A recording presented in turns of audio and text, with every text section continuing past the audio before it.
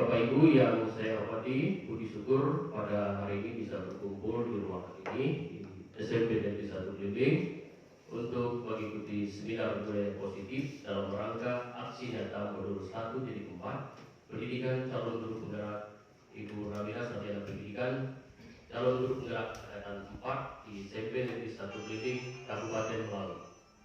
Sebelum kita memulai kegiatan kita pada pagi hari ini, kita awali dengan doa untuk menundukkan kepala bersama. Mari kita berdoa menurut agama dan kepercayaan kita masing-masing. Berdoa mulai.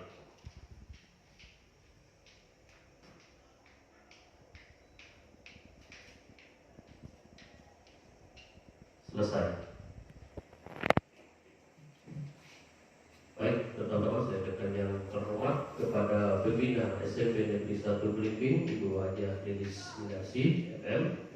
Kemudian yang terhormat Kepala Sekolah SMP Negeri 1 Belimbing Bapak Haji Budianto Sarjana Pendidikan Magister Pendidikan. Yang saya hormati pengajar praktik calon guru penggerak Bapak Mohtar Magister Pendidikan dan Bapak Ibu calon guru penggerak beserta Bapak Ibu guru SMP Negeri 1 Belimbing yang berbahagia. Baik, selanjutnya sesuai dengan rangkaian kita pada pagi hari ini untuk kita bersama-sama menyaksikan presentasi seminar budaya positif dalam rangka aksi nyata modul 1.4 yang dilakukan akan dipresentasikan Ibu Ramina. Kepada Ibu Ramina saya persilakan.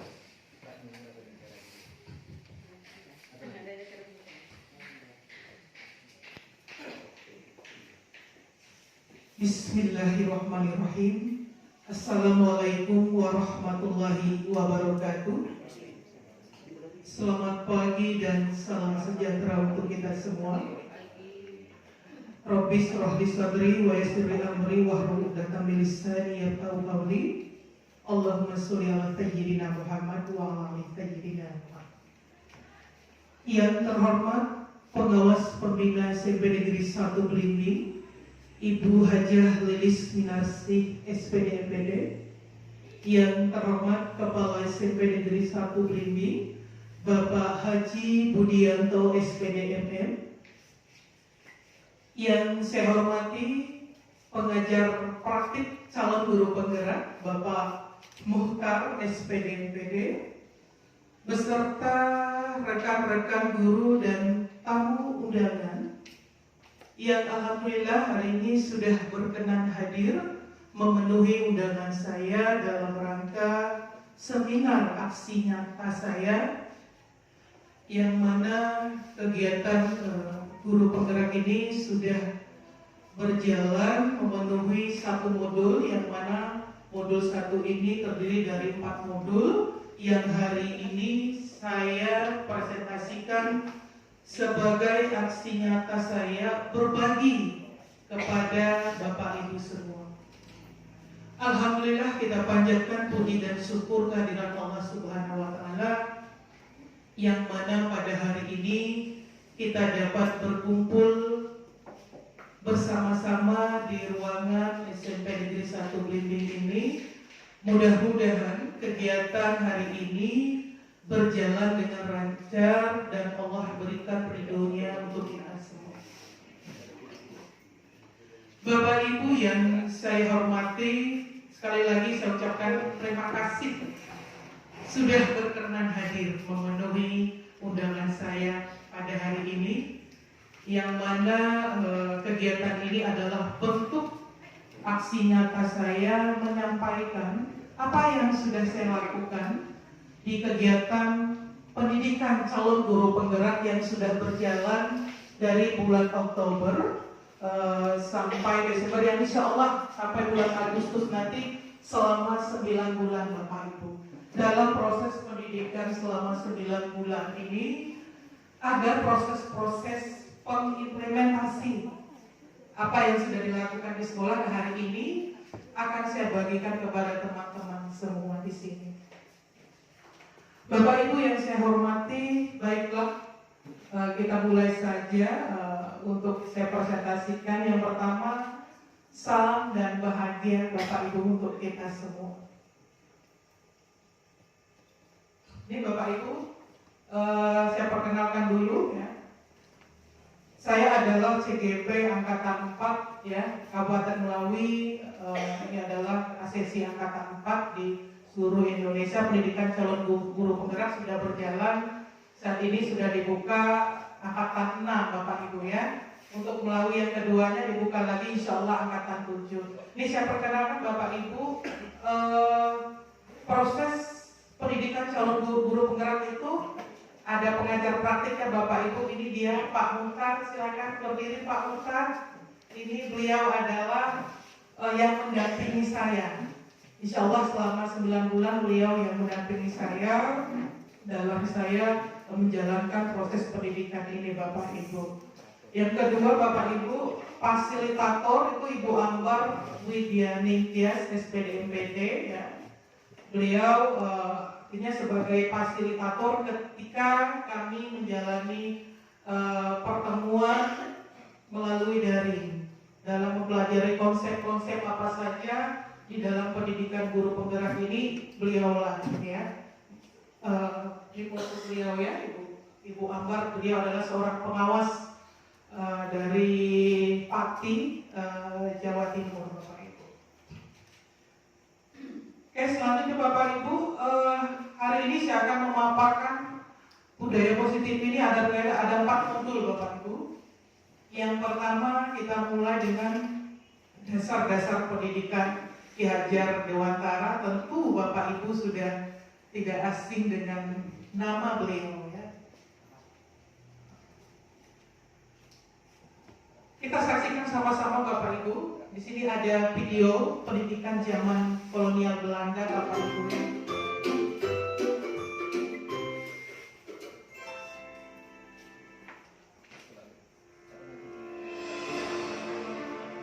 Salam dan bahagia Bapak Ibu calon guru penggerak. Video ini akan menggambarkan tentang pendidikan zaman kolonial, sekaligus menjadi pengantar bagi Anda untuk berefleksi kembali perjalanan pendidikan Indonesia dari zaman kolonial hingga saat ini.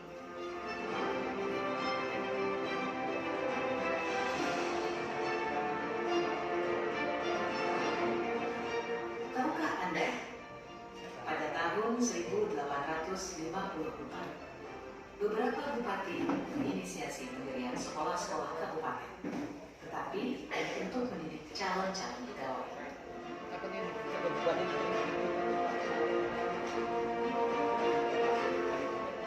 Kemudian tahun yang sama, lahirlah sekolah-sekolah Bumi Putra yang hanya mempunyai 3 kelas.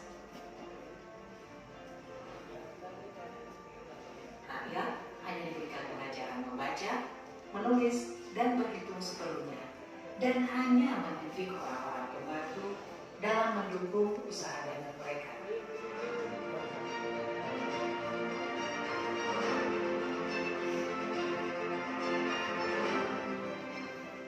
Pemerintah Hindia Belanda memberikan kelonggaran kepada para calon mudir dokter Jawa untuk mendapatkan pendidikan dan pengajaran. Namun, tahukah Anda mengapa?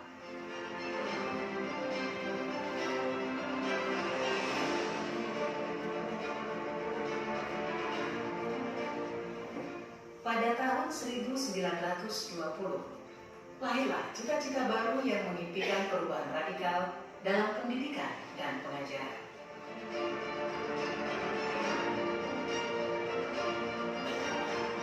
Dan pada tahun 1922, lahirlah Taman Siswa di Yogyakarta sebagai sebuah gerbang emas kemerdekaan dan kebebasan kebudayaan bangsa. Taman Siswa ada sebagai jiwa rakyat untuk merdeka dan bebas.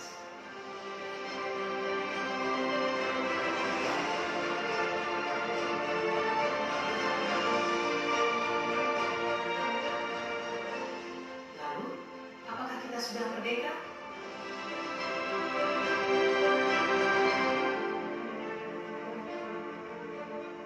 Video ini adalah pengantar menuju video kedua, Filosofi Pendidikan Ki Hajar Dewantara.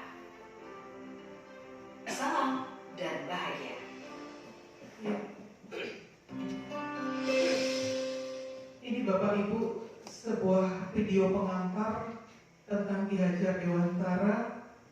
Video ini ada sesuatu yang menarik Bapak Ibu ya, yang mana pada tahun 1920 bangsa Indonesia belum merdeka Bapak Ibu. Tapi Allah kirimkan seorang sosok, seorang tokoh yang bernama Ki Hajar Dewantara memperjuangkan artinya sebuah pendidikan. Nah, pada zaman kolonial Belanda, pendidikan bukan untuk bangsa Indonesia Bapak Ibu, tapi hanya untuk kepentingan penjajah. Nah, dari video ini kita menyadari bagaimana sosok Ki Hajar Dewantara ini hadir pada saat itu. Dia sudah memikirkan ke depannya Bapak Ibu. Nah, ini kita cukup berbangga ya, pada zaman yang belum berkembang, kita masih tertatih-tatih untuk meraih kemerdekaan. Nah, ada sosok tokoh inilah yang dia mengawali perjuangannya untuk pendidikan Indonesia Bapak Ibu. Dasar pendidikan Ki Hajar Dewantara Bapak Ibu, yang pertama adalah menuntun Bapak Ibu ya. Apa sih menuntun di sini? Nah, di sini Ki Hajar di dalam bukunya di dasar-dasar pendidikan di sini pada halaman 1 paragraf 5 Bapak Ibu, pendidikan itu hanya dapat menuntun tumbuh dan hidupnya kekuatan kodrat yang ada pada anak-anak agar dapat memperbaiki laku Bapak Ibu, lakunya, hidupnya, tumbuhnya. Jadi anak itu sudah ada kekuatan kodrat dalam dirinya Bapak Ibu. Yang kedua, kodrat anak bermain. Nah, Ki Hajar ini artinya anak-anak ini kan suka bermain. Ayo kita tumbuhkan kodratnya ini. Jadi bermain adalah merupakan proses pembelajaran Bapak Ibu. Kodrat anak yang mana di dalam bermain itu ada tumbuh budi pekerti Bapak Ibu. Di sini ada pikiran, perasaan, kemauan, tenaga yang sudah ada pada diri anak. Permainan adalah dapat menjadi suatu bagian pembelajaran. Jadi Ki Hajar itu mengidentikan bahwa bermain itu kodratnya anak yang harus kita masukkan dalam proses pembelajaran. Bapak Ibu, di sini dalam menuntut laku dan pertumbuhan kodrat anak, Ki Hajar itu mengibaratkan peran pendidik sebagai seorang petani Bapak Ibu, yang mana anak didik itu diibaratkan seperti biji yang tumbuh dan disemai oleh petani Bapak Ibu. Jadi anak-anak bagaikan bulir-bulir jagung yang ditanam. Biji jagung yang ditempatkan di tanah yang subur dengan mendapatkan air yang baik, sinar matahari yang baik. Ketika biji jagung itu, bibit jagung yang kurang baik Bapak Ibu, jika diperlakukan dengan baik, maka hasilnya akan baik. Sebaliknya juga begitu Bapak Ibu, jika bibit itu adalah bibit terbaik, jika diperlakukan Pak Tani tidak ada pengairan, tidak ada cahaya matahari, maka bibit itu tetap tumbuh tapi tidak optimal. Nah, itu Ki Hajar mengibaratkan. Begitulah kita dengan siswa kita Bapak Ibu. Siswa yang biasa-biasa saja ketika dia mendapatkan guru yang luar biasa akan menghasilkan siswa yang luar biasa Bapak Ibu. Itu dia. Ini Bapak Ibu konsep bermain yang hari-harinya tanpa kita sadari bahwa permainan ini adalah proses pendidikan Bapak Ibu. Seperti bermain congklak Bapak Ibu ya. Kalau kita zaman dulu, ini adalah permainan kita Bapak Ibu. Gobak sodor ini adalah ada nilai pendidikannya Bapak Ibu. Seperti congklak itu adalah nilai pendidikan mata pelajaran matematika Bapak Ibu. Gobak sodor ini adalah nilai pendidikan olahraga. Ada nilai strategi di situ Bapak Ibu. Nah, ini kodrat anak salah satunya bermain. Yang ketiga Bapak Ibu, kenapa Ki Hajar ini betul-betul yang menginginkan bahwa pembelajaran itu berpihak pada anak. Ini ada kisah nyata yang terjadi kepada Ki Hajar Dewantara, Bapak Ibu. Pemikiran tentang berhamba pada anak tercetus dari suatu penyesalan yang pernah dirasakan oleh Suwardi Suryaningrat. Nama asli Ki Hajar Dewantara itu Suwardi, Bapak Ibu ya. Kita mengenalnya Ki Hajar, itu nama aslinya Suwardi. Ketika menghadapi setumpuk pekerjaan yang belum terselesaikan, tangis Asti itu anaknya, Bapak Ibu. Tangis Asti yang tiada henti-hentinya dirasakan sebagai suatu hambatan yang mengganggu tugasnya. Lalu dengan serta-merta diseretnya anak itu keluar dan tanpa berpikir panjang dibiarkannya Asti kecil menangis di balik tempasan pintu rumah. Salju yang berjatuhan di jendela tiba-tiba menyadarkan kekalutan pikiran Ki Hajar. Dia lari secepatnya, lalu dibukanya pintu dan Asti anaknya sudah membiru, Bapak Ibu, menggigil kedinginan. Ki Hajar menyesal, sangat menyesal, sambil memeluk anaknya yang sedang tersengal-sengal berurai air mata. Terucaplah kata kasih sepenuh hati. Ini dalam bahasa Jawanya, kowe bakale dak mulia ake selawase, yang artinya selamanya engkau akan aku muliakan. Tuhan mendengar kata umatnya, apa yang akan terjadi, terjadilah. Asti tidak pernah mengurus dirinya sendiri hingga sekarang. Seluruh keluarga selalu berusaha untuk dapat melayani keperluannya. Pengalaman Suwardi menjadi salah satu teori pendidikan dalam perguruan yang dicita-citakan. Ini pengalaman pribadi Ki Hajar, Bapak Ibu, yang mana dia ketika dia sibuk, tapi dia mengabaikan anaknya tadi. Dengan pengalaman inilah dia kuat sekali arti menginginkan perubahan pada pendidikan. Bapak Ibu, kita sudah mendengar tentang teori pendidikan yang mengatakan begini. Anak itu bagaikan kertas putih yang bisa dicoret-coret kapanpun begitu, sesuai dengan bahasa. Tapi menurut Ki Hajar, Bapak Ibu, yang dalam teori bukan tabula rasa, anak bukan kertas kosong yang bisa digambar sesuai keinginan orang dewasa. Anak lahir dengan kekuatan kodrat yang masih samar-samar, Bapak Ibu. Sama-sama kekuatan kodrat anak. Dengan tujuan pendidikan adalah menuntun artinya memfasilitasi, membantu, kita fokus. Jadi menebalkan garis samar-samar ini yang dapat diperbaiki lakunya untuk menjadi manusia seutuhnya. Nah ini, jadi teori bukan tabula rasa ini artinya menginginkan kita sebagai guru ini, kita lah yang menebalkan laku anak didik kita yang dia sudah ada kontrak nih, sudah ada sesuatu yang unik dalam murid kita lah yang menebalkannya. Bagaimana cara menebalkannya? Ini Bapak Ibu. Nah di dalam pendidikan konsep filosofi Ki Hajar Dewantara di sini untuk menebalkan laku dengan kekuatan konteks diri anak ini ada konsep wiraga wirama ini di dalam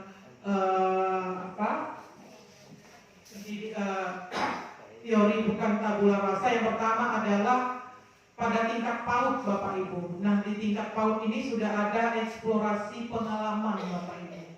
Jadi di tingkat PAUD ini pengalaman, ada gerak, ada panca indera, ada imajinasi. Jadi sudah mengeksplorasi pengalaman-pengalaman.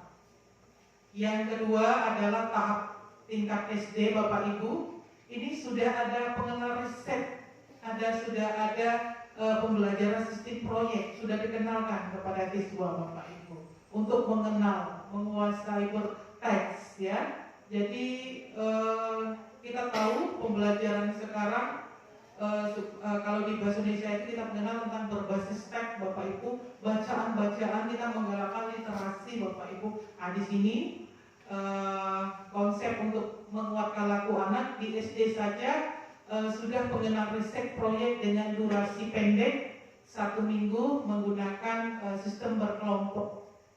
Itu. Yang selanjutnya di SD sampai ke SMP ini Bapak Ibu, ini sudah memperluas konteks keterampilan. Jadi siswa yang untuk mengenal keterampilannya kita kenalkan berbasis proyek dengan berkolaborasi Bapak Ibu.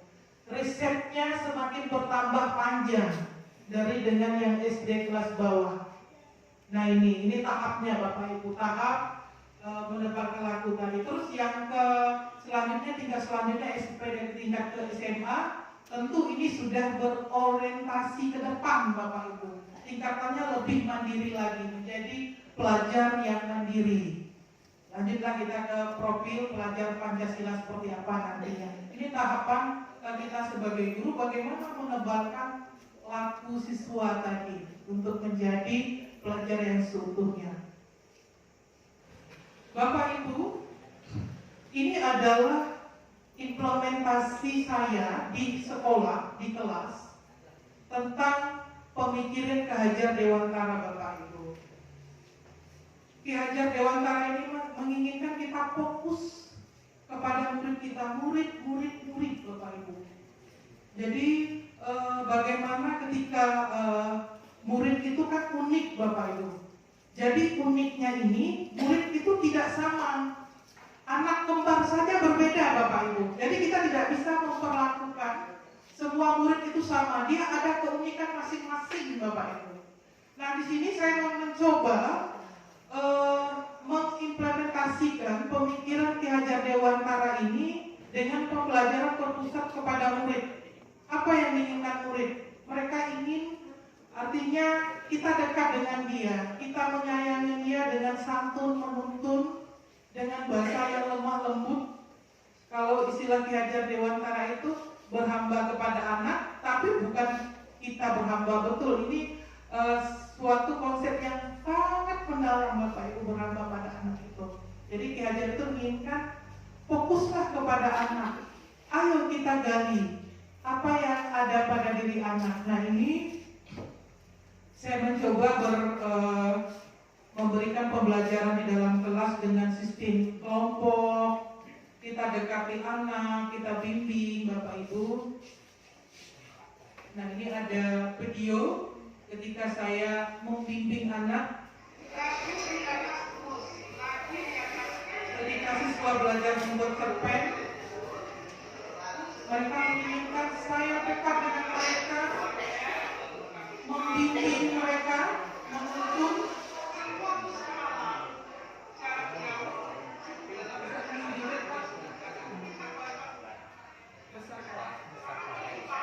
Ya. Ini suara ini besar sedikit.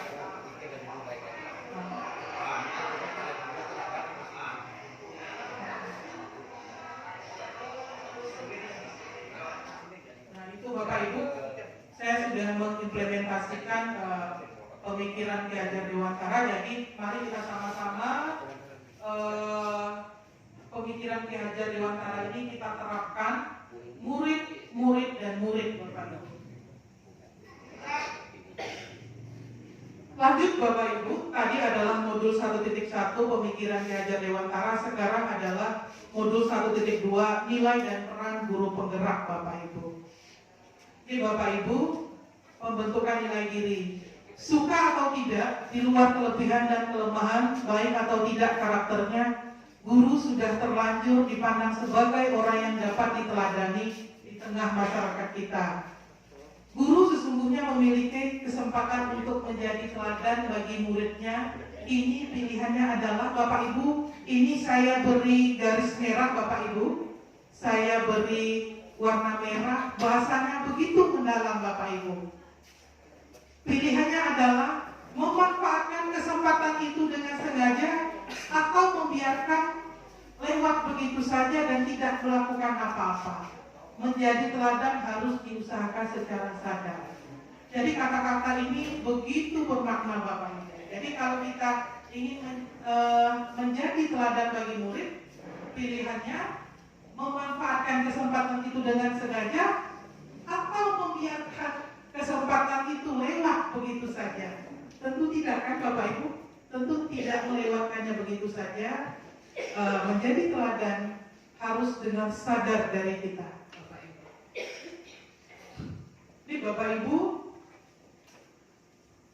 profil pelajar Pancasila Pancasila Bapak Ibu ya, yang mana ini sudah digaungkan harapan pendidikan di dalam pendidikan calon guru penggerak bisa menerapkan profil pelajar Pancasila di sekolah ya Bapak Ibu.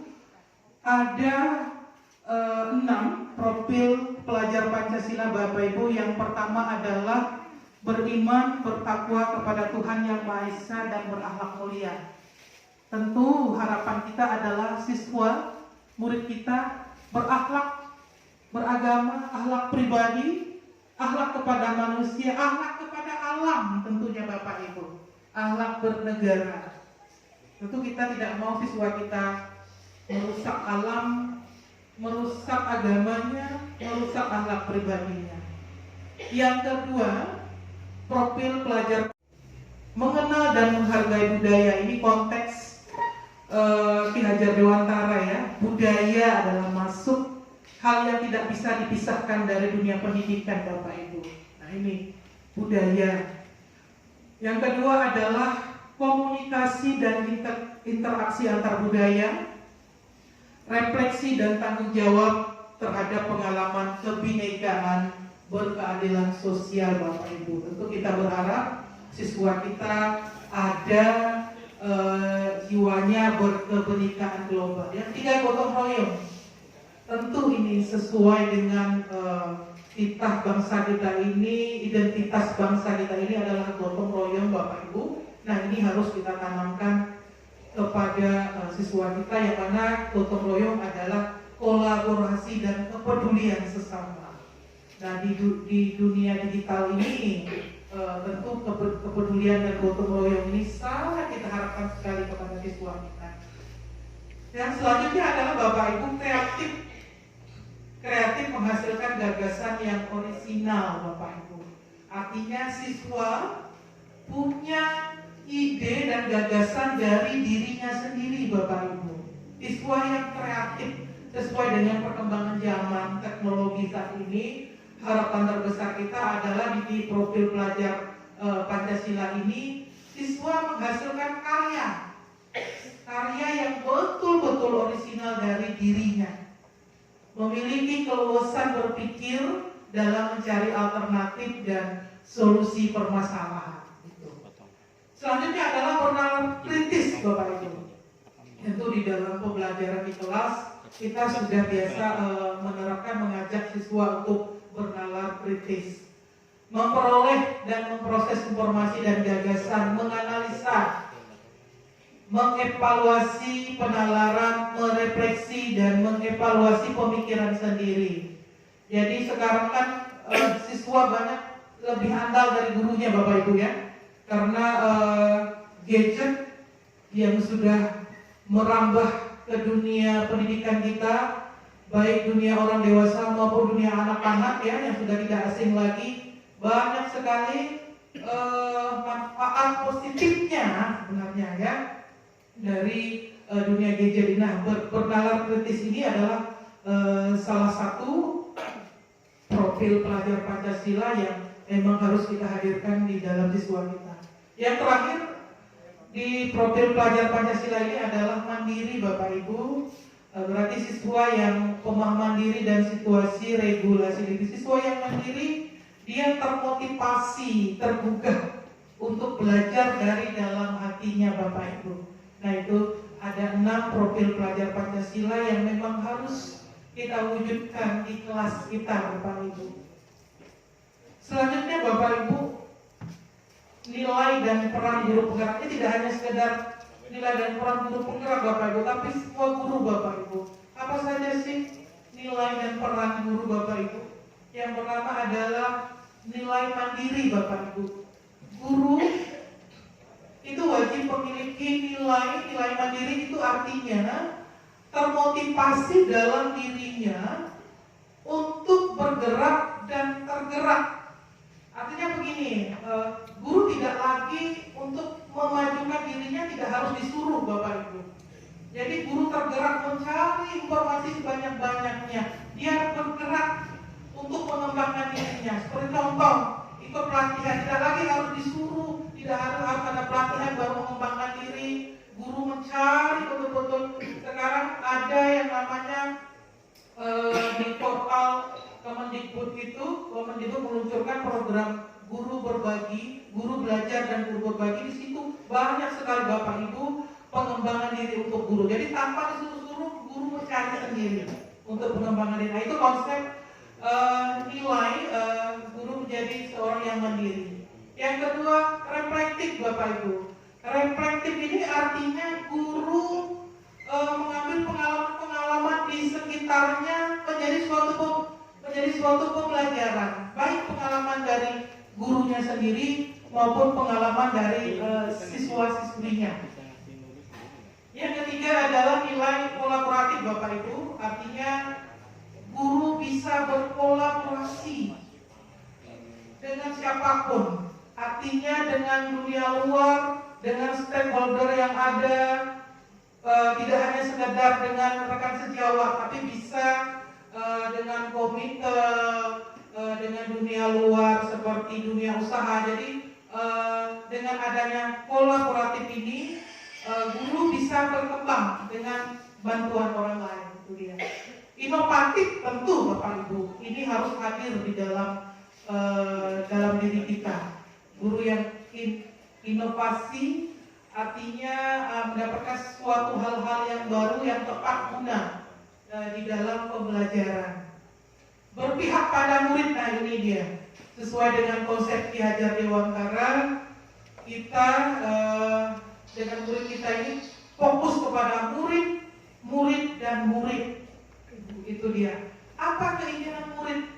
Nah itu yang harus kita tanyakan dulu. Apa sih kebutuhan murid yang harus kita ini kan kita dahulukan. Jadi kita tidak bisa ego. Oh saya ini guru begitu. Saya berhak mengatur kalian, tidak. Jadi kita tentu fokus kepada murid kita. Apa yang murid inginkan? Nah itu dia. Terus di sini ada peran Bapak Ibu. Yang pertama peran guru penggerak di sini sebagai pemimpin pembelajaran Bapak Ibu. Apa pemimpin pembelajaran Bapak Ibu? Pemimpin pembelajaran di sini guru bisa mengimplementasikan. Di situ ada kurikulum Bapak Ibu, ada proses penilaian Bapak Ibu, ada proses kegiatan belajar. Guru bisa merangkum keseluruhannya pada saat di dalam kelas. Nah itu Pak, menjadi pemimpin pembelajaran. Guru menyadari bahwa kebutuhan dasar siswa ketika dalam proses pembelajaran apa, bagaimana asesmennya. Nah ini dia. Yang kedua adalah menggerakkan komunitas praktisi Bapak Ibu. Kesuksesan seorang guru dalam proses pembelajaran itu tidak hanya antara guru dan murid, tapi guru ini mampu menggerakkan komunitas praktisi seperti di MGMP Bapak Ibu ya, tidak hanya MGMP, misalnya komunitas-komunitas untuk saling berbagi di sini. Jadi kita bisa mengambil ide-ide dari kawan yang lain. Nah, itu dia. Yang selanjutnya menjadi coach bagi guru lain Bapak Ibu. Jadi guru ketika dia punya kelebihan, bagikan kepada teman yang lain.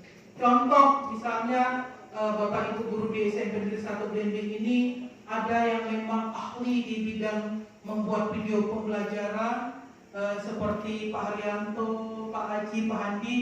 Terima kasih yang sudah berbagi kepada kami seperti membuat video pembelajaran melalui KineMaster, melalui Canva. Nah ini adalah aksi nyata betul guru membagikan apa yang suatu yang sudah didapat kepada guru-guru yang lain. Kita saling berbagi, saling berkolaborasi. Nah ini peran, salah satu peran kita Bapak Ibu. Yang selanjutnya adalah mendorong kolaborasi.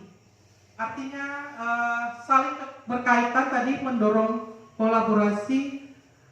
Kita berkolaborasi antara rekan sejawat dengan yang lainnya, wali kelas dengan guru lainnya. Nah ini sangat penting Bapak Ibu. Kita tidak bisa berjalan sendiri tanpa bantuan orang lain. Contohnya seperti saya Bapak Ibu. Saya melakukan kegiatan seminar ini tidak bisa berjalan sendiri tanpa bantuan Bapak Ibu yang semua membantu saya menyiapkan kegiatan ini. Nah ini peran kita adalah mendorong kolaborasi, tidak hanya dengan rekan sejawat, tapi bagaimana kita berkolaborasi dengan orang tua siswa. Tentunya penting Bapak Ibu, untuk apa? Untuk mengenal lebih dekat siswa kita itu seperti apa. Kita ingin mengenal lebih dekat siswa kita, tentu kita berkolaborasi dengan orang tua siswa Bapak Ibu. Yang terakhir adalah mewujudkan kepemimpinan murid. Tentu Bapak Ibu, peran kita. Siswa punya keunikan tersendiri, dia punya jiwa kepemimpinan. Kitalah mewujudkannya Bapak Ibu. Bagaimana peran kita di sini? Bagaimana siswa itu bisa mengeksplorasi kemampuan yang ada di dalam dirinya Bapak Ibu. Di sini ada video Bapak Ibu, kita sama-sama melihat tentang karakter Bapak Ibu.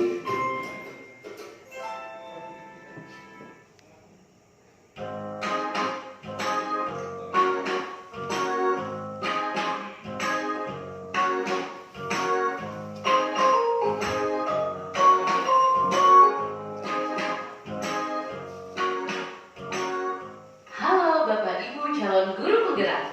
Video ini berisi tentang diagram identitas gunung es yang menjelaskan konsep penumbuhan karakter.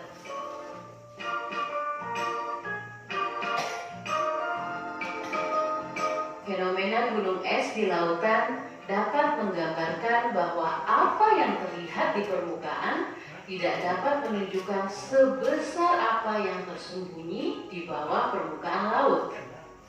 Gunung es mengajarkan bahwa kita tidak cukup hanya mempertimbangkan sesuatu dari apa yang terlihat di permukaan saja. Fenomena gunung es ini akan kita gunakan untuk mengumpamakan bagaimana proses perubahan perilaku dan penumbuhan karakter manusia terjadi. Bagian gunung es yang terlihat di permukaan air sebanyak-banyaknya hanya sebesar 12%.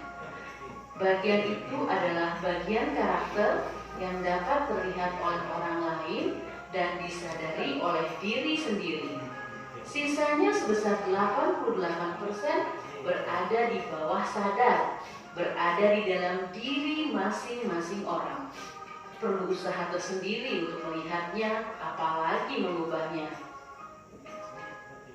Di bawah permukaan laut, sebagai bagian terbesar gunung es, ada dalam diri tiap manusia. Di sana diumpamakan ada sebuah kotak hitam yang berisi nilai-nilai, kepercayaan, pola pikir, soft skills yang kesemuanya mendasari bagaimana seseorang berperilaku. Kotak hitam ini adalah identitas hakiki, identitas sebenarnya dari diri seorang manusia tersembunyi. Jadi, karakter yang dapat kita lihat atau yang terlihat dari seseorang sesungguhnya didasari oleh perilaku-perilaku yang berulang telah ia lakukan sehingga akhirnya menjadi kebiasaan-kebiasaan. Kemudian kebiasaan-kebiasaan itu secara kumulatif menjadi gambaran umum karakter seseorang. Fenomena gunung es ini juga turut menggambarkan lingkungan di mana karakter bertumbuh. Ada bagian es yang muncul di permukaan yang menggambarkan lingkungan yang terlihat, kasat mata, bersifat fisik, dan dapat disadari. Ada pula bagian es yang berada di bawah permukaan yang menggambarkan lingkungan yang tidak terlihat, tidak kasat mata, bersifat psikis, dan tidak begitu saja mudah untuk disadari. Dua lingkungan itulah yang mempengaruhi karakter seseorang dan perlu kita maksimalkan pengaruhnya dalam menumbuhkan karakter seorang manusia. Dalam menumbuhkan karakter, kedua lingkungan tersebut dapat kita sederhanakan sebagai pengkondisian dan pembiasaan, baik pada lingkungan fisik maupun psikis, baik secara eksplisit maupun implisit. Ada dua jalan utama dalam melakukan pengkondisian dan pembiasaan untuk menumbuhkan perilaku dan kebiasaan yang positif maupun yang negatif, yaitu lewat jalan keteladanan, dan lewat jalan sistem atau aturan. Komitmen untuk melangkah melalui dua jalan utama itulah yang perlu dilakukan secara konsisten agar efektivitas pengaruh lingkungan pada apa yang ada di dalam kotak hitam identitas terus meningkat, mempengaruhi perilaku demi perilaku, hingga akhirnya bertumbuh menjadi karakter yang baik. Selamat belajar mengelola proses perubahan perilaku. Selamat menumbuhkan karakter baik. Oke Bapak Ibu, itu video diagram gunung es Bapak Ibu ya, yang mana di situ kita menumbuhkan karakter. Peran dan nilai kita sebagai guru itu bagaimana menumbuhkan karakter. Nah sini kita sudah menonton sama-sama Bapak. Di sini ada kotak hitam. Kotak hitam ini ada pola pikir, kepercayaan, keyakinan, nilai-nilai. Itu adalah identitas kita Bapak Ibu. Nah, untuk menumbuhkan ini tentu ada lingkungan. Lingkungan inilah yang mengondisikan Bapak Ibu. Jadi kondisi ini melalui pembiasaan, yaitu keteladanan yang konsisten, sistem aturan yang konsisten Bapak Ibu. Jadi kuncinya adalah yang pertama untuk menumbuhkan kepercayaan, keyakinan, nilai ini adalah konsistennya kita Bapak Ibu. Jadi dengan diagram burung emas ini jangan hanya kita melihat di permukaan saja, ternyata di dalamnya banyak potensi-potensi yang tidak terlihat.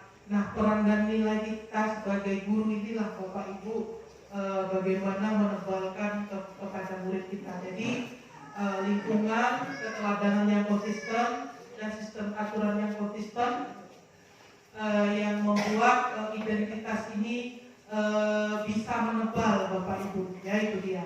Jadi dengan kita melihat siswa kita itu punya potensi Bapak Ibu, dengan keteladanan kita, dengan aturan yang konsisten, kita bisa mewujudkan profil pelajar Pancasila ini Bapak Ibu.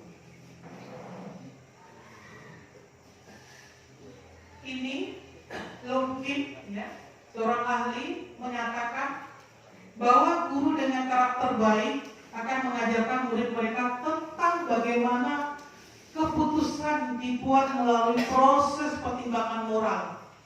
Guru membantu muridnya memahami nilai-nilai kebaikan dalam diri mereka sendiri. Kemudian mereka mempercayai sebagai bagian yang tak terpisahkan dari siapa mereka, hingga kemudian mereka terus menghidupinya. Guru dengan karakter yang baik melestarikan nilai-nilai kebaikan di tengah masyarakat melalui murid-murid mereka. Jadi kata-kata Longkin ini sangat menyentuh Bapak Ibu ya. Guru dengan karakter baik melestarikan nilai-nilai kebaikan di tengah masyarakat melalui murid-murid. Jadi ketika murid kita bisa meneladani kita, itulah kehebatan kita, keberhasilan kita sebagai guru. Guru adalah tukang kebun Bapak Ibu yang merawat tumbuhnya nilai-nilai kebaikan di dalam diri murid-muridnya. Guru memiliki kesempatan untuk mengembangkan lingkungan di mana murid berproses menumbuhkan nilai-nilai dirinya. Dengan demikian guru patut mengembangkan lingkungan yang sifatnya fisik dan sifatnya psikis Bapak Ibu. Nah ini menurut Longkin, bagaimana guru itu seperti tukang kebun kayak kita lah Bapak Ibu ya. Saking cintanya dengan bunga aglonema, jadi dirawat betul-betul ya. Saking apa yang menginginkan dia tumbuh indah, tumbuh dengan baik, disiram, dikasih pupuk. Nah ini lalu Kim ini mengibaratkan kita sebagai tukang kebun. Ini ada video lagi Bapak Ibu berkaitan dengan peran dan nilai kita sebagai guru penggerak tentang sistem otak Bapak Ibu ya. Kita lihat sama-sama Bapak Ibu seperti apa otak.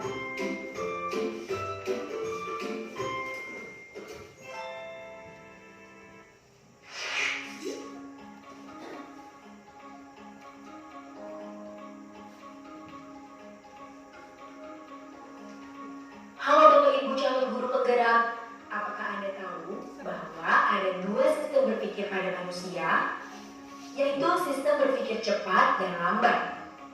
Kedua sistem berpikir ini dapat mempengaruhi bagaimana kita bersikap dan mengambil keputusan. Seperti kita ketahui, di dalam otak manusia masih tertinggal bagian otak yang serupa dengan otak mamalia, otak reptil, serta bagian otak primata yang terhubung dengan otak luhur manusia.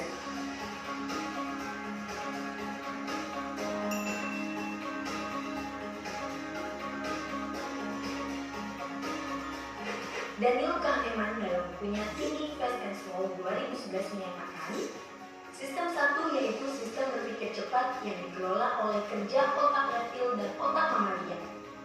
Dalam sistem 2 sebagai sistem berpikir lambat yang dikelola oleh otak primata dan otak luhur manusia. Untuk menjelaskan bagaimana kedua sistem tersebut bekerja, kita akan menggunakan perumpamaan eskalator yang bergerak turun. Eskalator yang bergerak turun ini menggambarkan kerja sebagian besar tubuh manusia yang mendahulukan penghematan energi. Ini kecenderungan alami manusia. Sebagai bagian dari otak manusia, otak reptil dan otak mamalia bekerja untuk menghemat energi. Mereka mengelola otomasi bagian-bagian tubuh kita yang bekerja di bawah sadar sehingga meminimalkan energi. Oleh karena itu, kerja otak reptil dan otak mamalia dapat diumpamakan sebagai dua orang yang sedang turun menggunakan elevator yang sedang menurun. Tanpa perlu energi, tinggal turun eskalator bergerak turun. Diam saja pun akan ikut turun. Energi tidak banyak digunakan, energi terkonservasi. Sementara itu, sistem berpikir lambat bekerja bagaikan berjalan naik di tangga eskalator yang bergerak turun, sehingga dibutuhkan energi lebih dan kecepatan yang cukup. Jika terhenti sebentar, maka kita akan ikut turun. Jika ketika kita naik dengan kecepatan yang lebih lambat dari kecepatan gerak turunnya eskalator, maka kita pun akan ikut turun. Padahal, kegiatan berpikir lambat ini digunakan untuk berpikir di tingkatan yang lebih kompleks yang dikelola oleh bagian otak luhur manusia. Kerja berpikir ini memakan lebih banyak energi, sehingga bertentangan dengan kerja alamiah bagian otak yang lain yang berupaya menghemat energi. Nah, setelah menyimak video ini, menurut Anda apa yang dapat kita pelajari? Bagaimana kita dapat menjadikan diri kita lebih peka terhadap hal ini? Bagaimana kita dapat menyadari, mengenali, membiasakan, dan mengelola penggunaan yang sengaja? Selamat berdiskusi. Oke Bapak Ibu, jadi di dalam otak kita ada dua sistem Bapak Ibu. Ada berpikir cepat dan berpikir lambat Bapak Ibu. Saya juga baru mengetahui dari menonton video ini, ternyata berpikir lambat itu baik Bapak Ibu. Kita selama ini kan suka berpikir cepat begitu ya. Nah, cepat memang itu otak ada tadi otak hewan begitu, itu sudah lumrah ada dalam diri kita, itu masih ada Bapak Ibu. Yang kedua adalah otak luhur manusia, otak primata, yaitu berpikir lambat. Cepat baik, lambat lebih baik Bapak Ibu. Jadi ternyata berpikir lambat itu lebih baik. Kenapa lebih baik? Karena kita akan mencerna Bapak Ibu, menelaah suatu konsep. Jadi tidak serta merta kita langsung mengambil keputusan dengan pluk begitu, tidak. Jadi kita telah dulu konsepnya apa nih. Jadi sistem berpikir lambat ini kita memakan banyak energi. Jalurnya ada aksi, reaksi, respon. Tapi kalau berpikir cepat hanya aksi dan reaksi Bapak Ibu. Nah itu dia perbedaannya. Jadi kedua-dua ini bisa kita sinergikan Bapak Ibu. Kabar baiknya di sini otak manusia memiliki kemampuan untuk belajar, tidak statis tapi elastis. Dengan demikian penggunaan sistem berpikir lambat, penggunaan otak luhur manusia dapat kita pelajari agar tidak begitu saja memperkenankan sistem berpikir cepat mengambil alih kendali kita. Jadi Bapak Ibu, berpikir otak ini ada proses kemampuan belajar. Jadi kita tidak saja memperkenankan otak cepat kita ini mengendalikan kita gitu. Jadi bagaimana kita proses belajar dalam berpikir lambat. Lambat bukan berarti kita lambat berpikir lambat dalam tanda kutip Bapak Ibu maksudnya di sini ya, tapi lambat dalam berproses, ada proses untuk sesuatu yang baik. Nah, ini. Jangan lawan otak kita, tapi kenali, terimalah dan beri waktu untuk belajar. Walaupun kita hidup di era teknologi abad 21, tapi otak kita sangat kuat. Bagian-bagiannya serupa otak primata, otak mamalia, otak reptil. Jadi berilah waktu untuk menyesuaikan. Maksudnya menyesuaikanlah Bapak Ibu. Biasakanlah berpikir lambat atau thinking slow.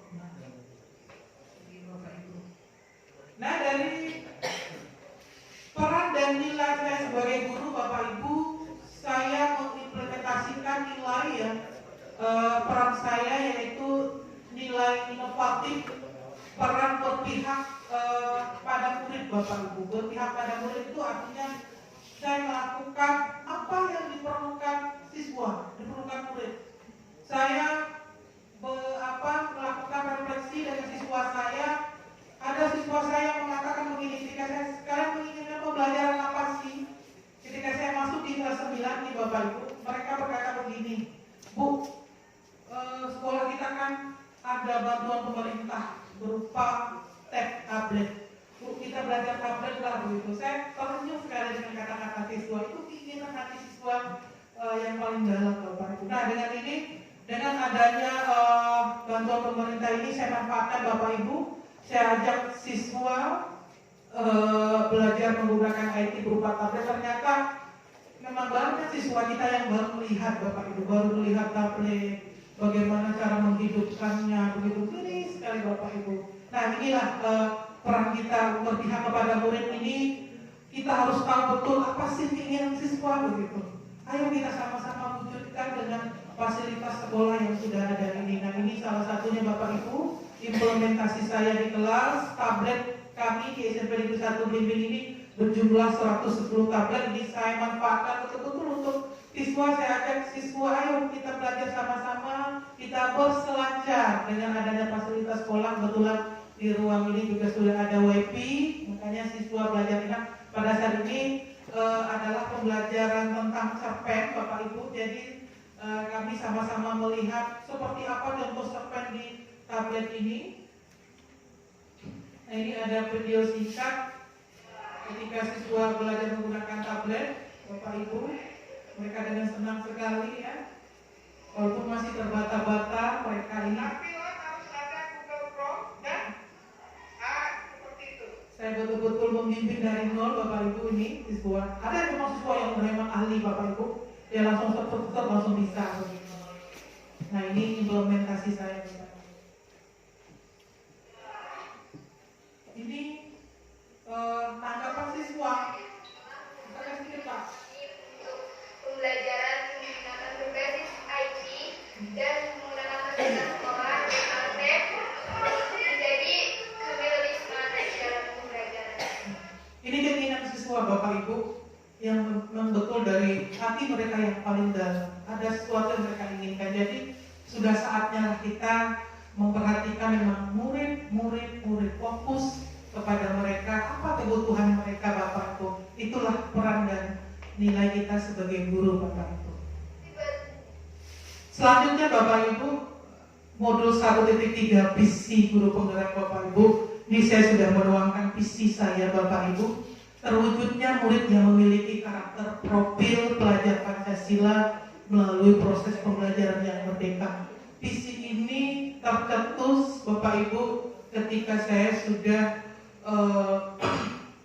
mengambil, artinya SMP 1 Blimbing ini punya kekuatan. Di situ saya kelompokkan apa-apa saja kekuatannya. Di sini tercetuslah visi tadi. Dari mana datangnya visi? Mengapa ada visi Bapak Ibu? Nah, tentu visi adalah kemampuan untuk merasakan sesuatu yang tidak tampak melalui kehalusan jiwa dan ketajaman penglihatan. Ini visi Bapak Ibu. Menjadikan sekolah sebagai rumah yang aman, nyaman, dan bermakna. Tentu ini adalah diinginkan semua pihak. Bapak Ibu menuliskan mimpi pada gambaran visinya. Tentu tidak semudah prakteknya Bapak Ibu ya. Nah, ini adalah hal yang tidak mudah Bapak Ibu. mengelola perubahan positif nih Bapak Ibu ya. Mengelola perubahan positif tentu dapat menunjukkan visi, melakukan proses perubahan, maka perlu ada sebuah pendekatan atau paradigma. Pendekatan ini yang namanya inquiry apresiatif. Kita mulai dari hal yang positif. Jadi tidak ada hal yang negatif. Ini dia, inquiry apresiatif, prinsip psikologi. Pendekatan ini percaya bahwa setiap inti positif yang dapat memberikan kontribusi pada keberhasilan. Jadi berpikir positif ini adalah hal yang luar biasa untuk menggali kekuatan Bapak Ibu. Jadi inquiry apresiatif ini, ayo kita sama-sama kita terapkan. Jadi kita tidak sekali lagi artinya berpikir negatif tadi. Perubahan yang positif di sekolah tidak akan terjadi jika pertanyaan yang diajukan mengenai kondisi sekolah saat ini dengan diawali permasalahan, mencari aktor melakukan kesalahan. Jadi kalau kita mulai dengan negatif, itu hal yang tidak enak Bapak Ibu ya. Justru kita mulai dari hal yang positif. Hal apa saja yang pernah dicapai murid, nah itu hal yang positif. Hal apa saja yang benar dari pembelajaran di kelas, itu hal yang positif. Jadi kita kuat hal yang negatif tadi Bapak Ibu. Nah ini kita sharing sama-sama Bapak Ibu. Ini gambar apa yang Bapak Ibu lihat di sini Bapak Ibu? Boleh Bapak Ibu kita sharing kira-kira gambar apa yang bisa Bapak Ibu lihat? Apa yang terjadi di gambar ini? Boleh silakan Bu Ai, Bu Yohana, Pak Adri, kira-kira apa sih ini begitu? Boleh Pak Adri, Bu Ai, Pak Ubang? Apa yang kita lihat di Bu Ai? Boleh Bu Ai? Siswa yang lagi apa? Ada seorang siswa yang tidak berkesempatan untuk belajar di dalam lingkungan kelas. Oke, yang lain? Boleh Bu Yohana?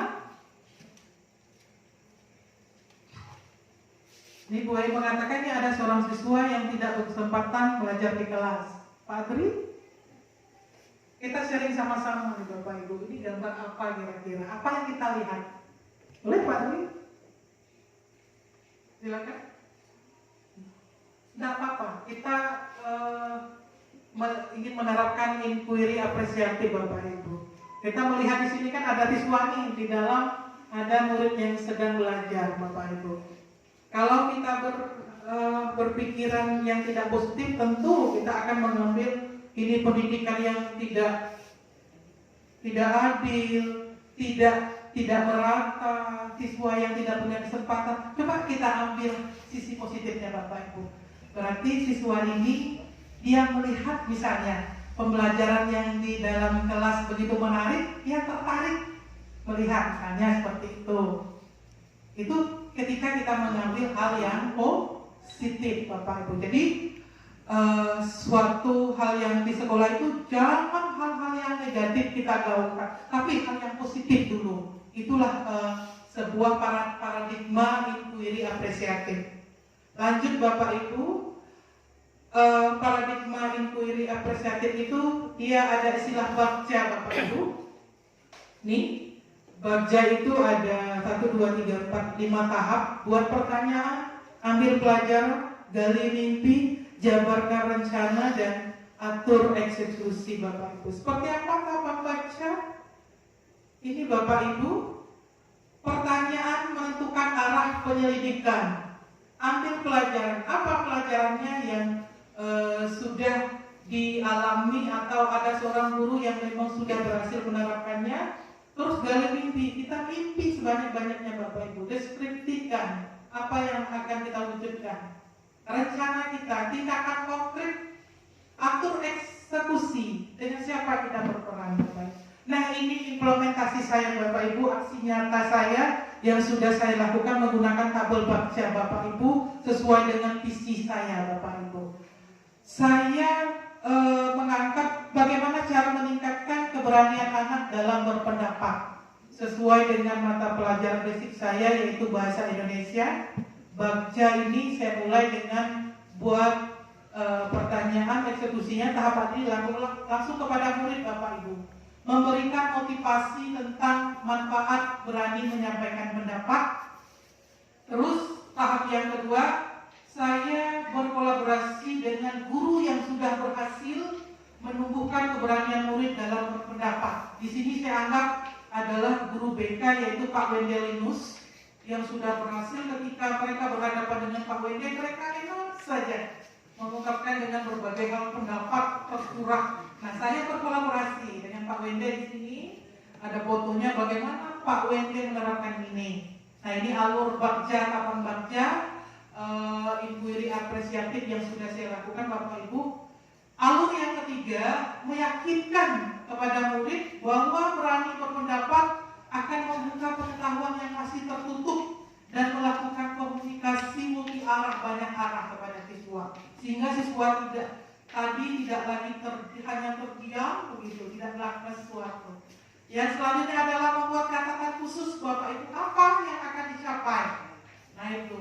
Yang terakhir, tahap terakhir atur eksekusi, yaitu direncanakan dengan bekerja sama dengan semua guru untuk melakukan hal yang sama.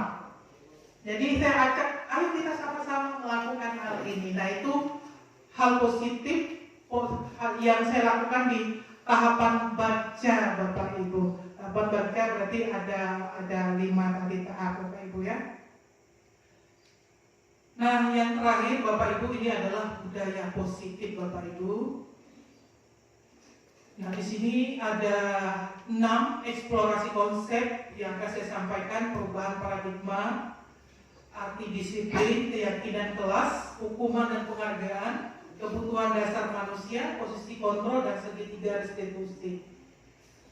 Perubahan paradigma, stimulus respon, teori kontrol. Bisakah kita mengontrol seseorang? Ini pertanyaannya Bapak Ibu. Ternyata kita tidak bisa mengontrol orang lain. Tidak bisa mengontrol orang lain. Paradigmanya saya bisa mengontrol orang. Ternyata tidak Bapak Ibu ya. Kita berusaha memahami pandangan kalau teori kontrol itu tentang dunia. Kita mengubah, kalau stimulus respon itu kita mencoba mengubah orang agar berpandangan sama dengan kita. Kalau kontrol tidak, pandangan dunia.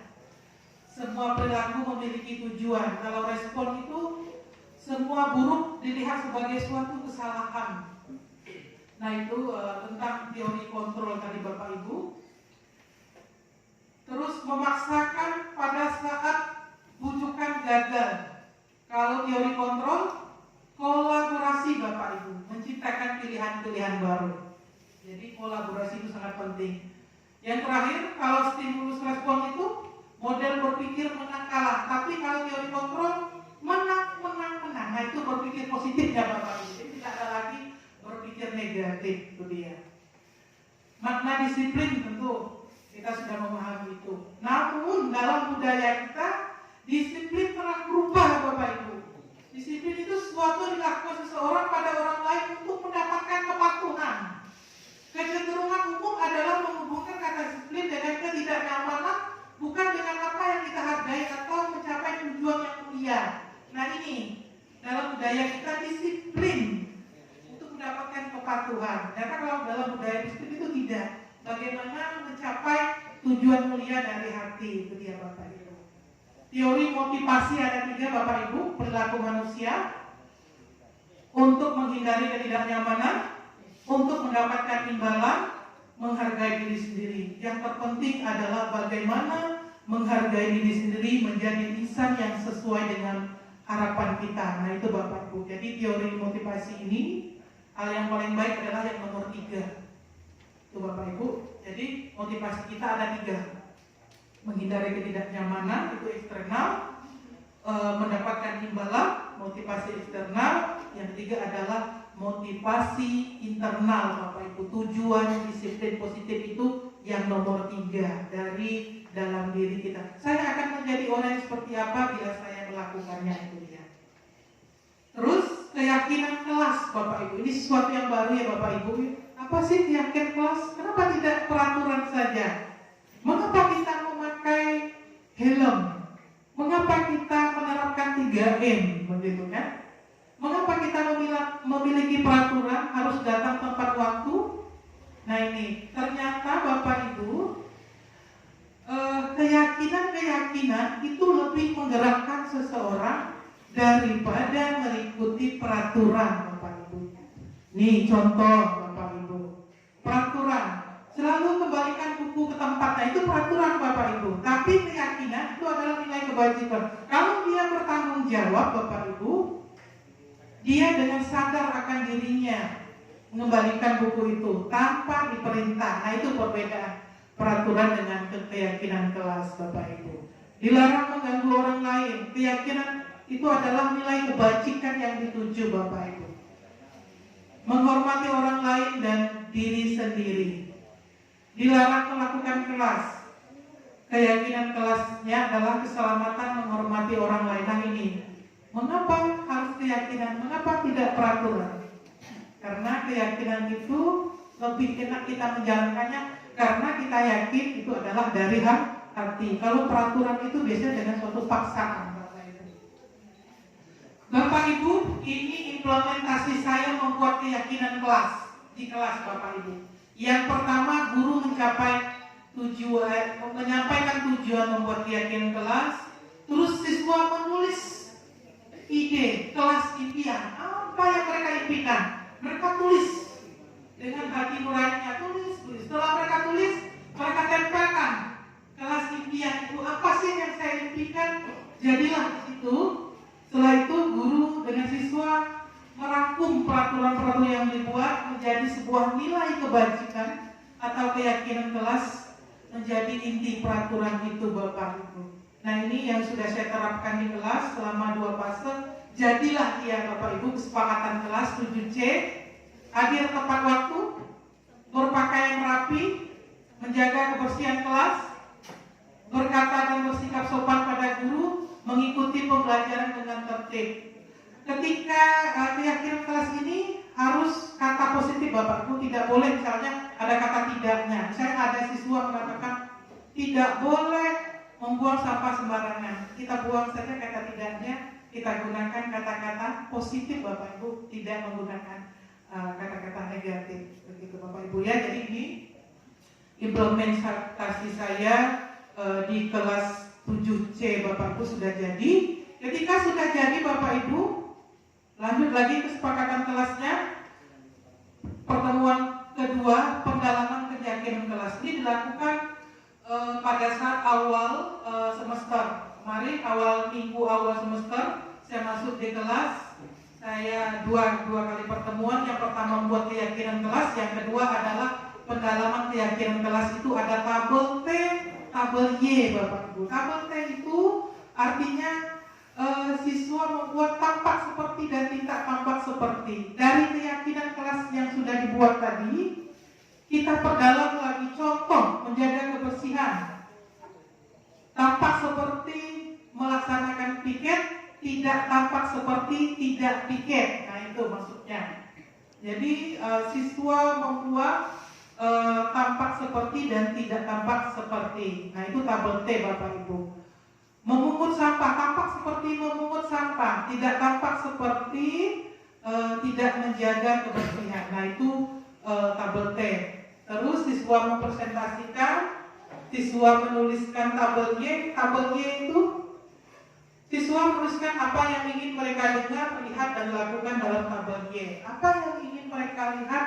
Kelas yang bersih, pembelajaran yang kondusif, yang mereka dengar misalnya dari kata-kata siswa, misalnya, ayo saya bantu, begitu, dengan kata-kata yang lemah lembut. Nah ini budaya positif yang perlu kita terapkan. Yang terakhir adalah siswa membuat pemetaan Bapak Ibu. Tugas saya, tugas kamu, tugas guru dan tugas murid. Apa tugas guru? Apa tugas murid? Sama-sama siswa dengan guru berkolaborasi membuat pemetaan itu biar sama-sama nyaman. Jadilah suatu hal yang positif, suatu kebajikan menjadi suatu keyakinan kelas Bapak Ibu.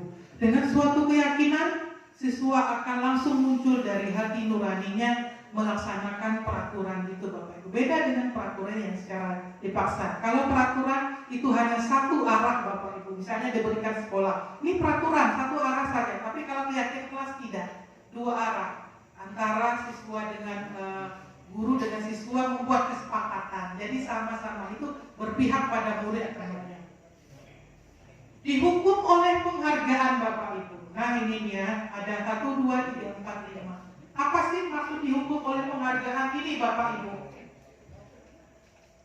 Alfie Kohn itu pengaruh mengemukakan alasan mengapa penghargaan justru sama seperti menghukum seseorang. Pengaruh jangka pendek, jangka panjang.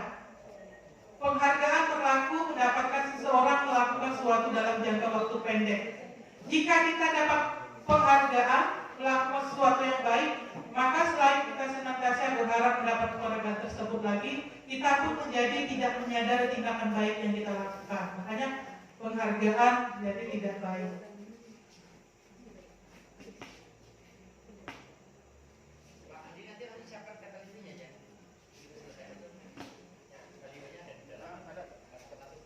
Oke, lanjut Bapak Ibu ya, sedikit lagi.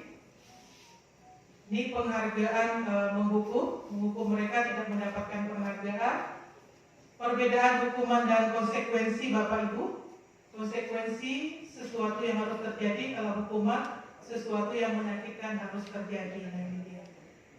Ini hukuman atau konsekuensi Bapak Ibu. Nah, ini perbedaannya hukuman dan konsekuensi Bapak Ibu ya. Kita lihat sama-sama bahwa membersihkan tumpahan air di meja tulis karena tersenggol pada saat belajar itu adalah konsekuensi. Kebutuhan dasar manusia Bapak Ibu ada 5: cinta kasih, penguasaan, kesenangan, dan kebebasan. Ini kebutuhan dasar manusia, kita harus memahami ini. Seperti aku senang main kejar-kejaran, itu adalah kebutuhan kesenangan. Ibu kejar aku karena ibu guru sayang aku, itu adalah cinta dan kasih sayang. Nah, ini adalah kebutuhan 5 kebutuhan dasar manusia Bapak Ibu. 5 posisi kontrol Bapak Ibu. Ini ada penghukum, pembuat merasa bersalah, sebagai teman, pemantau, manajer. Kita sering sebagai penghukum Bapak Ibu ya. Sebagai penghukum, yang lebih baiknya kita adalah sebagai manajer Bapak Ibu. Ini 5 fungsi kontrol ini sudah saya terapkan Bapak Ibu. Ini nada suara, kata-kata ini hanya 10%, nada suara 35%, non-verbal bahasa tubuh 55%. Ini dari nada suara kita sebagai posisi kontrol. Apa itu restitusi Bapak Ibu? Adalah proses menciptakan kondisi bagi murid untuk memperbaiki kesalahan mereka. Itu dia Bapak Ibu. Ciri-ciri restitusi Bapak Ibu bukan untuk menebus kesalahan, namun untuk belajar dari kesalahan itu. Itu yang terpenting Bapak Ibu. Ini segitiga restitusi Bapak Ibu. Saya sudah menerapkan Bapak Ibu ini. Terakhir ada video. Ini terakhir. Segitiga restitusi. Bagaimana memposisikan 5 posisi kontrol kepada siswa.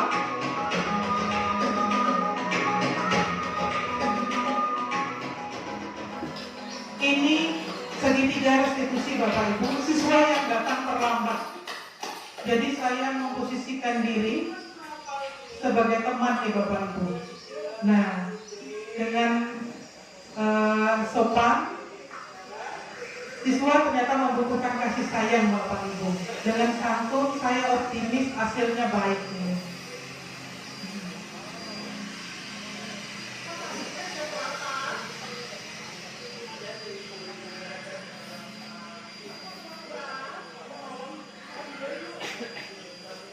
Jadi saya berkomunikasi di Bapak Ibu tentang implementasi saya di segitiga restitusi, posisi kontrol saya.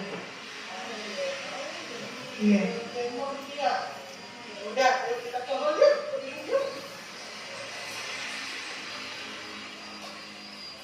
Nah, ini siswa saya ajak berkomunikasi. Mengapa dia melakukan kesalahan? Tentu dia punya alasan.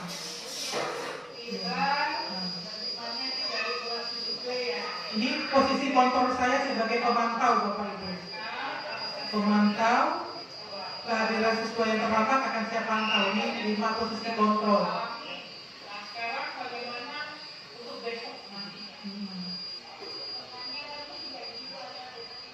Kita berjanji kan, tidak akan pulang lagi. Kalian punya buku tatip, sudah dibaca. Di buku tatipnya masuk pukul berapa? Ya, tapi pukul 4.45 harus sudah ada di sekolah. Karena pukul 7. Jadi karena kalian sudah berjanji tidak akan mengulangi pelanggaran lagi, jadi kalian akan dipantau nih hari-harinya. Jadi besok tidak boleh melanggar lagi ya. Kami dari kelas 7. Ini tanggapan siswa Bapak Ibu. Terima kasih kepada Bu Amina mengingatkan kami agar tidak terlambat. Yang kedua, Bapak Ibu, siswa membuang sampah sembarangan. Nah, bagaimana dia membuang sampah sembarangan? Posisi saya sebagai teman, Bapak Ibu. Nah, sebagai teman, posisi foto sebagai teman. Jadi menstabilkan keyakinan dengan memaafkan kesalahan, siswa membuang sampah, diambil sampahnya, dibuang pada tempatnya, Bapak Ibu. Nah, ini dia posisi saya sebagai teman ini, memaafkan, jadi sehingga muncul keyakinan Bapak Ibu.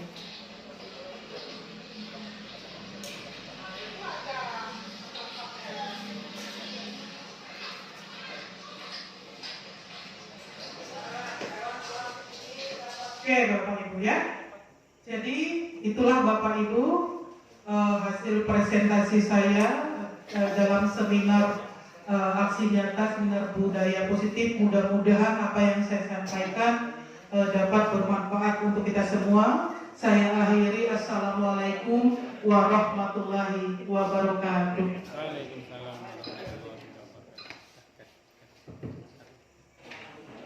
Baik, sebelum kepada nanti yang Bu Dewi dan Bu Aik bertanya, kami berikan kesempatan terlebih dahulu untuk memberikan penguatan yang disampaikan oleh Ibu Kajah Lilis Minarsi terhadap pendidikan Minister Pendidikan. Dipersilakan.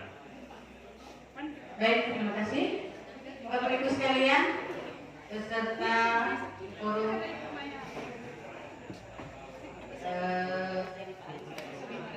seminar guru penggerak atas nama Ibu Ramina SPD.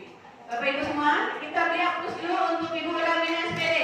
Iya, luar biasa. Jadi saya terus terang tadi terkesima dengan yang disampaikan oleh adinda saya ini. Ya Ibu Ramina ya, Ibu-ibu semua.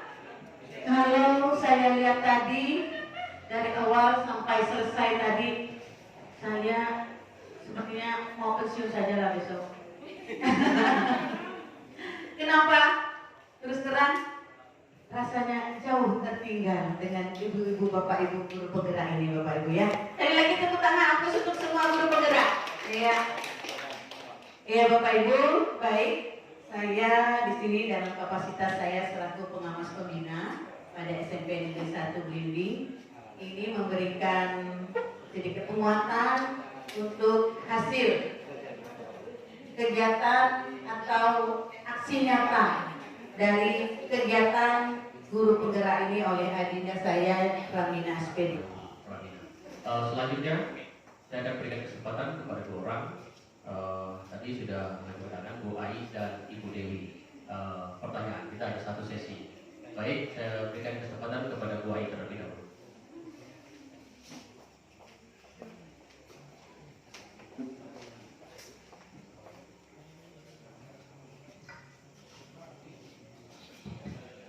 Terima kasih kepada pembawa acara yang sudah memberikan kesempatan kepada saya. Izin ditulis, aku tidak ada ya. Assalamualaikum warahmatullahi wabarakatuh. Selamat pagi Bapak Ibu semuanya. Kita semua sudah menyaksikan dan melihat paparan yang sudah disampaikan oleh Ibu Ramina. Saya tertarik terhadap paparan yang terakhir, yaitu modul 1.4 mengenai penerapan budaya positif di sekolah. Nah, kemudian tadi juga saya sekilas melihat tayangan PowerPoint dari Ibu Ramina tersebut, yaitu membuat keyakinan kelas yang sudah Ibu lakukan di kelas tentunya. Nah, pertanyaan saya, dari penerapan budaya positif yang sudah Ibu lakukan berupa keyakinan kelas yang sudah disepakati bersama, apakah sifatnya kontemporer atau permanen? Misalnya berlaku dalam 1 tahun atau 1 semester, atau bisa diubah dalam waktu-waktu tertentu sesuai dengan kondisi kelas di lingkungan masing-masing. Demikian pertanyaan saya. Saya tutup billahi taufiq wal hidayah. Wassalamualaikum warahmatullahi wabarakatuh. Silakan untuk selanjutnya pertanyaan kedua saya. Terima kasih atas kesempatan yang diberikan kepada saya. Assalamualaikum warahmatullahi wabarakatuh. Berdasarkan paparan yang telah disampaikan oleh Ibu Ramina tadi, saya tertarik kepada konsep pembelajaran yang disampaikan oleh Ki Hajar Dewantara tadi. Nah, bahwa konsep itu menekankan untuk pembelajaran itu ditekankan berpihak kepada siswa atau kepada murid. Nah, sedangkan yang kita alami sekarang ini terbentur kepada kurikulum yang menekankan bahwa pembelajaran itu harus tuntas. Nah, menurut Ibu Ramina sebagai guru penggerak, calon guru penggerak, bagaimana menyikapi kondisi tersebut? Terima kasih. Assalamualaikum warahmatullahi wabarakatuh.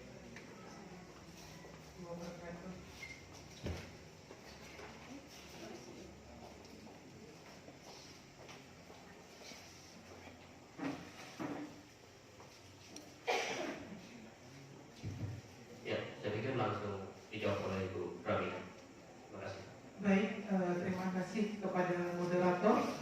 Saya ucapkan terima kasih kepada Ibu Ai dan Ibu Dewi. Langsung saja saya jawab. Yang pertama adalah pertanyaan Ibu Ai tentang budaya positif yang sudah saya terapkan, yaitu membuat keyakinan kelas, yang mana keyakinan kelas ini berupa peraturan-peraturan yang menjadi suatu nilai kebajikan yang diyakini siswa, sehingga siswa melaksanakan peraturan itu dengan sepenuh hati di dalam jiwanya yang tulus. Nah, itu seperti yang sudah saya sampaikan tadi, bahwa peraturan kadang berat dilaksanakan, tapi kalau keyakinan yang sudah ada di dalam hati siswa dengan nilai-nilai kebajikan ini, insya Allah siswa akan ringan melaksanakan itu. Baik, pertanyaan Ibu Ai, apakah keyakinan kelas yang sudah dibuat ini bersifat permanen atau apa bisa diubah begitu? Nah, ini dari keyakinan kelas yang sudah saya praktikkan, ini sudah ada yang sudah disepakati siswa kelas 7C, ada 5 poin keyakinan kelas yang sudah terbentuk: hadir tepat waktu, berpakaian rapi, menjaga kebersihan kelas, berkata dan bersikap sopan pada guru dan teman, mengikuti pembelajaran dengan tertib. Nah, ini adalah dari belasan keyakinan yang muncul, kami sepakat antara siswa dulu, inilah hasilnya. Nah, jika dalam proses penerapannya, ketika ini sudah artinya ada sesuatu yang kurang dari kesepakatan kelas ini, boleh kita tinjau kembali kesepakatan ini, kita tinjau kembali boleh. Apa yang kurang, apa yang perlu kita tambahkan, apa yang perlu kita ganti, kita sepakati ulang dengan siswa. Nah, itu jadi tidak harus permanen. Oh, ini yang harus kita lakukan 1 tahun, tidak. Karena keyakinan kelas ini kita buat pada saat awal semester. Awal semester, ketika awal pertama kita bersepakat dengan siswa. Beda dengan peraturan. Kalau peraturan satu arah, ada satu yang memberikan. Tapi kalau keyakinan kelas, kita bersepakat dengan siswa apa kelas impian yang diinginkan siswa. Jadi WAI jawabannya, kesepakatan ini boleh kita tinjau kembali selama dalam proses pembelajaran tiap minggunya. Nah, itu Bu Ayat jawaban saya. Yang kedua, pertanyaan Ibu Dewi tentang konsep pemikiran Ki Hajar Dewantara yang mana Ki Hadirin menginginkan murid. Kita fokus kepada murid, tapi kita terbentur dengan kurikulum yang menginginkan kita harus tuntas nih setiap KD nih begitu. Sementara kalau kita mengejar ketuntasan setiap KD, murid kita akan terabaikan Bapak Ibu. Nah, bagaimana ini? Bu Dewi menginginkan bagaimana tanggapan Ibu sebagai guru penggerak? Ini Bu Dewi ya, menyikapi dengan terbenturnya kita tuntutan kurikulum, kita tetap harus berfokus kepada murid, tetap murid yang kita dulukan. Jangan ego kita, murid dulu. Kita telaah lagi asesmen kita telaah lagi rancangan kita. Makanya kita guru ini kan ada rancangan pembelajaran bagaimana kita berkolaborasi dengan pihak sekolah, kepala sekolah dan stakeholder yang ada untuk penerapan berpihak kepada murid tadi. Jadi kita tetap berjalan sesuai kurikulum, tapi tidak juga harus misalnya mengikuti harus kurikulum harus tuntas, tidak juga tapi tetap anaklah yang kita dahulukan. Nah, anak dulu, siswa dulu, bagaimana kebutuhan siswa kita penuhi sesuai dengan konsep Ki Hajar Dewantara tadi. Untuk kurikulum kita telaah, kita sesuaikan, tetap bagaimana cara kita sebagai guru memberikan rancangan pembelajaran di kelas tadi sehingga konsep Ki Hajar Dewantara bisa kita laksanakan. Nah itu ya Bu Dewi jawaban saya. Jadi tetap kita harus mementingkan siswa dulu, fokus seperti sesuai dengan Ki Hajar Dewantara yang mengatakan menghamba kepada. Saya rasa itu jawaban saya kepada Bu Ai dan Bu Dewi. Saya rasa itu Pak Moderator, karena waktu kita cukup mepet. Saya rasa itu saja. Saya akhiri. Assalamualaikum warahmatullahi wabarakatuh. Ya, terima kasih. Dengan demikian berakhir sudah kita, karena tadi sudah ditutup. Ini khusus hanya bagian sesi kajian. Terima kasih semuanya.